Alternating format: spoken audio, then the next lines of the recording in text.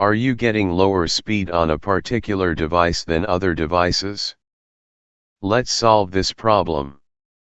This problem usually occurs when the MTU is reduced for some reason.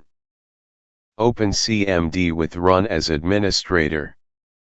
All commands are given in the video description.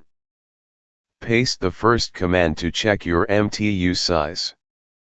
Note, if you have MTU 1500 you don't need to follow this process. If it is less than 1500 then set the correct MTU size by following the procedure below. Now paste the last command. I use Ethernet so I used this command, but if you have Wi-Fi then use the Wi-Fi command. Explanation. The thing is, suppose you need data.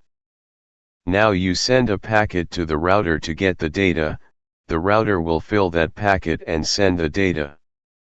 Now if you send a small packet, then you have to send the packet again and again to get the whole data, and here you are sitting with the browser loading.